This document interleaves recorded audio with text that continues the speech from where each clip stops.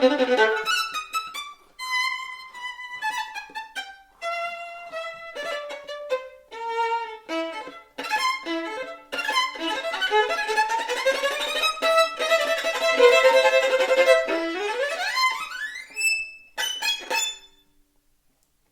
morning, all. Hoping you're well. Happy Sunday. And I thought I would just start something new and give a few tips on the various pieces that my students are learning. And in particular, this Saint-Saëns Introduction to Rondo Capriccioso is one of the great virtuosic pieces for the violin. And it can be very tricky, especially towards the middle section that I just played. So I thought I would just give a bit of feedback and tips that I've worked on with my students in order to hopefully improve your outcomes with some very, as I said, particularly tricky runs. So I'm looking at the score right here, and this entire... It's not too bad, of course. I have to play separately. I don't know if I can actually do an up bow staccato that fast. Luckily, if you close your eyes, it essentially sounds the same, although I wouldn't recommend that to all students if they can actually do the technique like some of mine can. Afterwards, we have to go... So what I like to do with the left hand especially is really just think about the, I would say, almost fast twitch muscles, especially when we're talking about a trill. And also a little turn. So really finding a way to comfortably drop the finger in a trill will make a big difference. And really getting used to that motion, keeping the first and second finger down. That's all you need. And then a big bow change, or sorry, string crossing right there. So we're going... I'm actually not expanding a ton of energy so much as just really letting the fingers drop and the bow do all the work, with the accent, of course.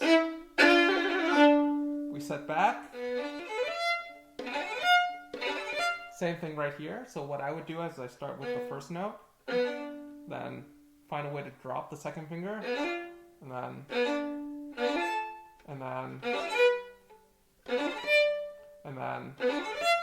and really just work on that first.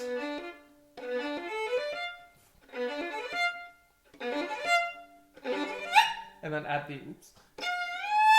the harmonic afterwards. And then again, same thing. After that, I like to set a third in third position, because what we're going to do is eventually... So this is a particularly tricky run because we think that it's in triplets.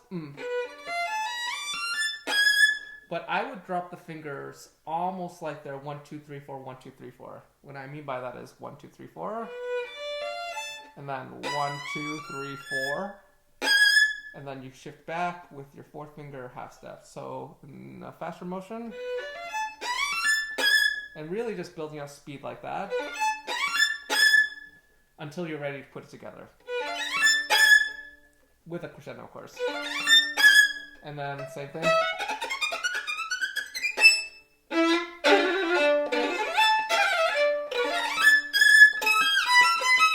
Okay, so this section, sorry about that.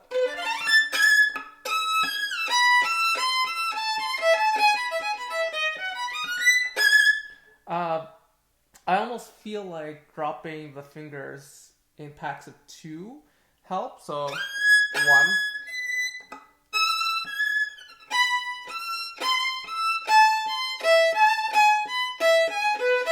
This one I would think in 3. And then 2 again. 1, 2, 3. Back to 2. Sorry.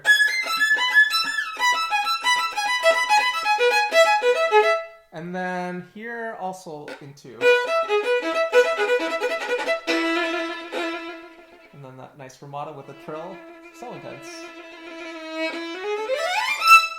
back to the crescendo, and really just finding a way to expand the bow so you're going less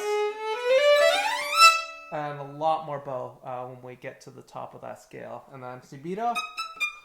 Sorry. I tend to rush here, so I really do have to use a metronome.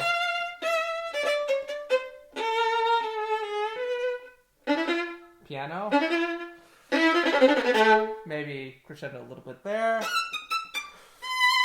And a little bit more melodic the second time. Dolce. Piano. Oops.